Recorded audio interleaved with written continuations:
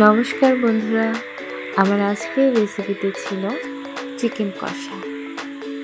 তাহলে চলো কথা না বাড়িয়ে রেসিপিতে যাওয়া যাক। প্রথমেই মাংসটাকে ভালো মতো ধুয়ে আদা জিরে বাটা, হলুদ গুঁড়ো, লবণ, ঝালের গুঁড়ো আর কিছুটা তেল নিয়ে খুব ভালো মতো মেখে নিতে হবে।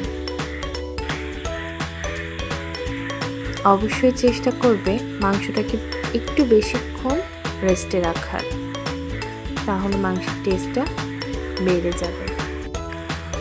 এই একই সাথে এবার আমরা আলুটাকেও মেখে নেব, কিছুটা লবণ আর কিছুটা হলুদ গুঁড়ো দিয়ে।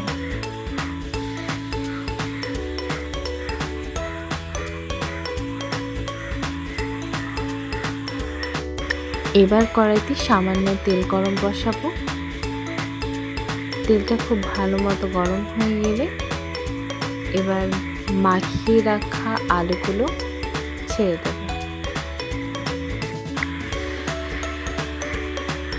আলুগুলো খুব কড়া করে ভাজার কোনো প্রয়োজন নেই, গায়ে হালকা বাদামি রং ধরিয়ে আমরা এটাকে উঠিয়ে নেব।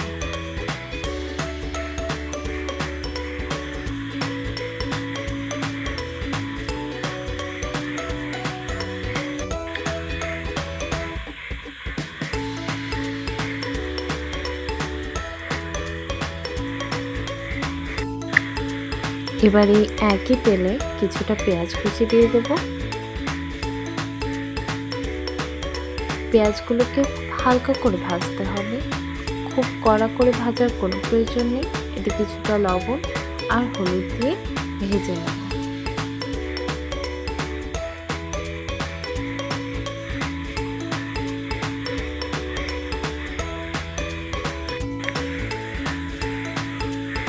পেঁয়াজ ভাজার ঠিক এই পর্যায়ে আমরা আগে থেকে মেখে রাখা সেই মাংসটুকু দিয়ে দেব।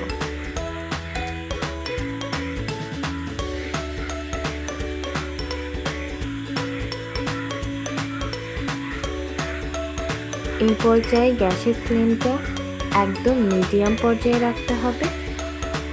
যতক্ষণ না মাংস থেকে তেল ছাড়বে ততক্ষণ এটিকে ভালো মতো ভেজে নিতে হবে।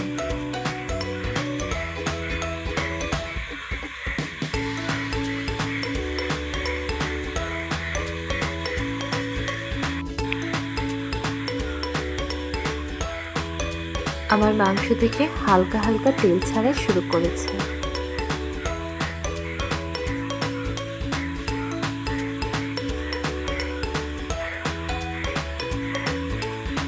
এমন পর্যায়ে আলুগুলো দিয়ে দেব।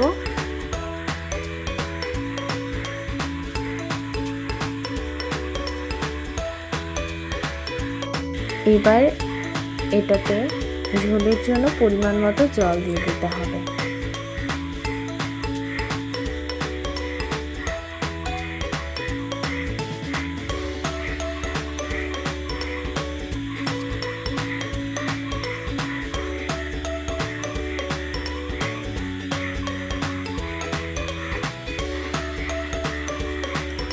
ঝোলটাকে খুব ভালো মতো ততক্ষণ অবধি ফোটাবো যতক্ষণ অবধি না তেল ছাড়ে।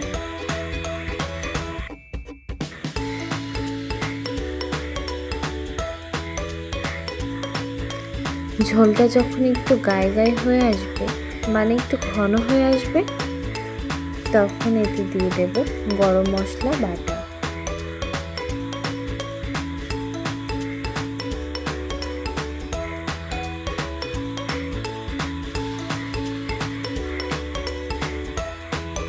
এটাকে খুব ভালোভাবে নেড়ে মিশিয়ে দিতে হবে ঝোলের সাথে।